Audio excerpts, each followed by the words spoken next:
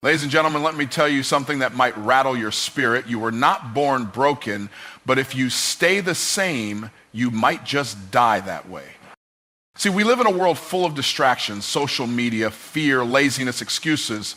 And while you're busy blaming your parents, your past, or the economy, time is moving like a freight train with no brakes. And if you don't hear anything else I say today, hear this. You don't have time to waste becoming who you already were designed to be. This is not about fixing the world. This is about fixing you.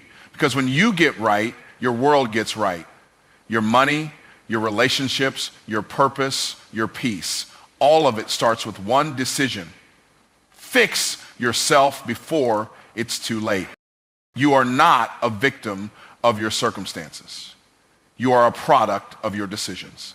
That might be hard to hear, but it is the truth that separates the successful from the stagnant. People can come from the same background, the same city, the same school, and the same struggle, but the ones who rise are the ones who take responsibility for their lives. Personal responsibility is not a suggestion. It is a requirement for transformation. You can't blame your parents forever. You can't blame your childhood, your boss, your partner, or your environment for where you are right now. Yes, those things may have influenced your life, but they do not control your future unless you allow them to. At some point, you must take the wheel and drive. Stop handing your power to people who aren't even thinking about you anymore. Every time you shift blame, you give away a piece of your authority.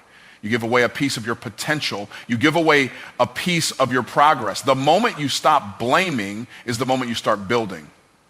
Taking ownership of your life doesn't mean everything is your fault, but it does mean everything is your responsibility.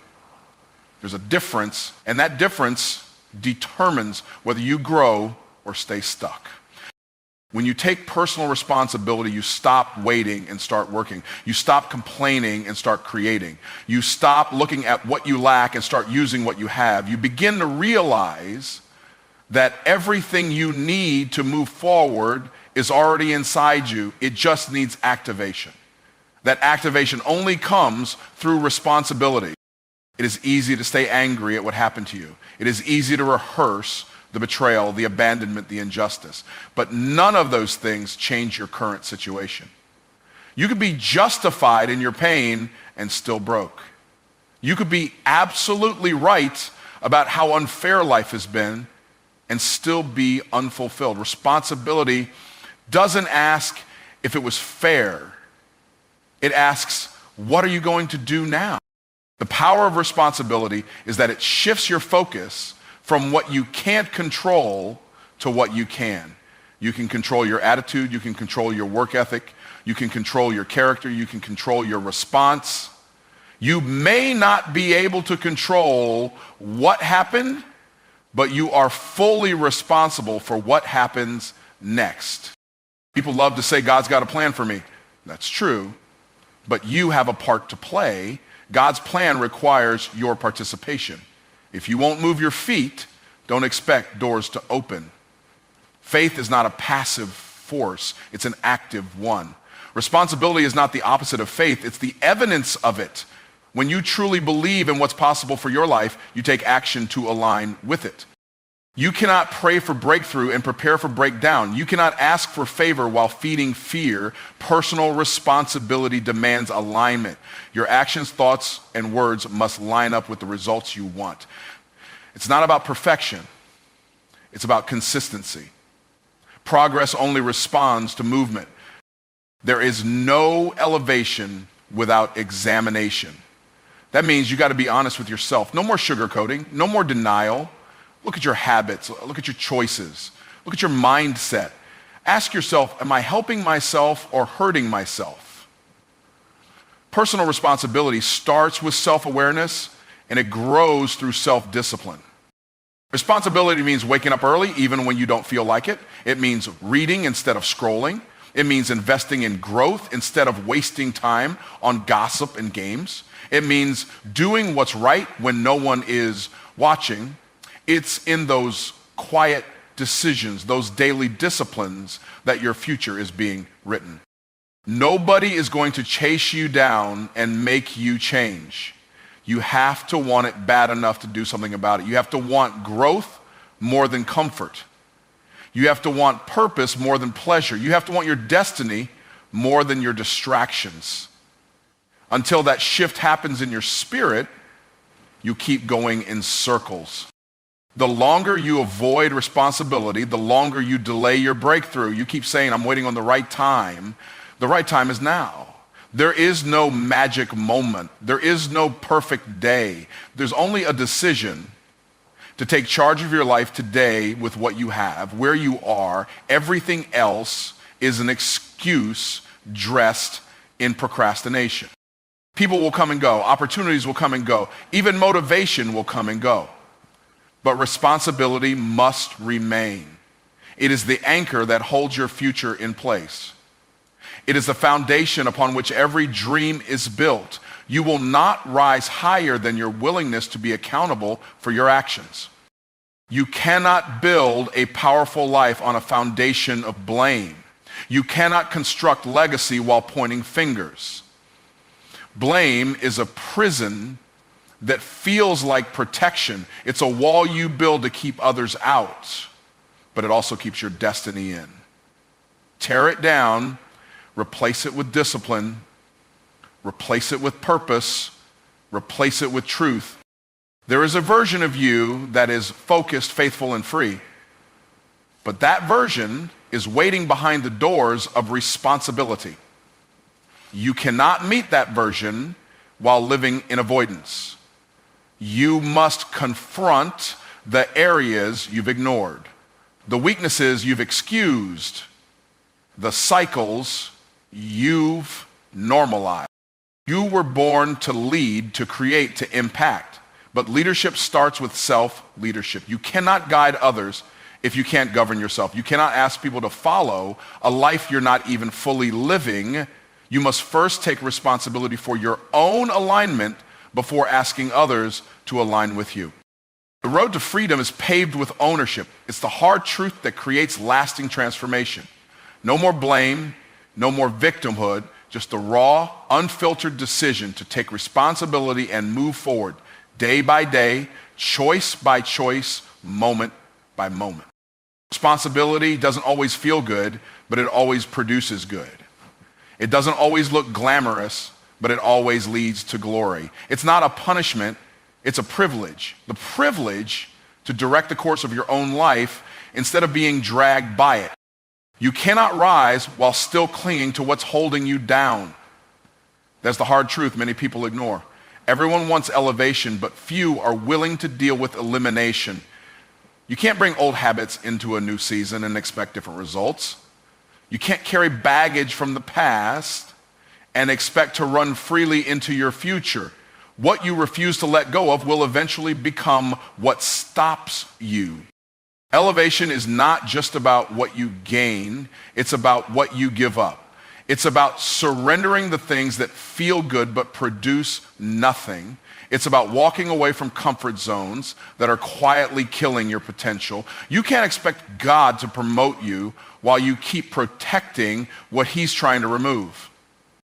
There are people, patterns, and mindsets that served a version of you that no longer exists. They were part of your survival, not your success. And when you grow, you outgrow. But if you stay emotionally tied to things that no longer align with your purpose, you'll find yourself stagnant, wondering why nothing is changing. Letting go is not just about detaching from people. It's about releasing attitudes and behaviors that don't serve your destiny. Pride, insecurity, procrastination, bitterness, fear, comparison. These are internal weights. You may look good on the outside, but if your spirit is heavy, your progress will be slow. You cannot take toxic thinking into a place of peace. You cannot expect financial abundance while maintaining a poverty mindset. You cannot expect healthy relationships while clinging to past betrayal as your identity. Elimination is the pruning process that prepares you for fruitfulness. Without it, you may grow, but you will not thrive. Some of the things you need to eliminate aren't evil. They're just not useful anymore. They're distractions, time wasters, energy drainers. And even though they feel familiar, they're costing you progress. Comfort is often the enemy of calling, and what you tolerate will eventually become what you replicate. Growth requires sacrifice. You will never elevate without discomfort. Sometimes it means turning down the party. Sometimes it means silencing the noise. Sometimes it means cutting off conversations that feed your doubt instead of your destiny. Elevation is lonely because everyone can't go where people say they want change, but few are willing to pay the price. You can't become who you're meant to be while still playing games with who you used to be. Old thinking can't solve new problems. Old habits can't carry new blessings. If you really want transformation, you have to get serious about what must go. Elimination requires honesty.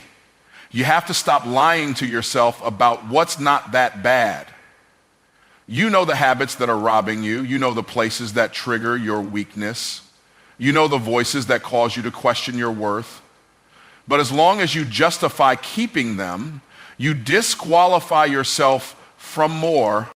There are some doors you've been praying for that God can't open, not because you're not called, but because you're still cluttered. Clutter creates confusion. It creates delay. You have to make space for what you've been asking for. And space only comes through subtraction. It's not enough to want better. You have to prepare for better. That preparation starts with elimination, cleaning out the mental clutter, releasing the spiritual residue, detaching from emotional addictions. There's no elevation without discipline, and there's no discipline without decisions that hurt at first but heal in the end. What you refuse to eliminate becomes what you eventually tolerate, and what you tolerate becomes your limitation. You can't keep pretending that unhealed wounds won't bleed on your future. You can't keep pretending that laziness is just resting.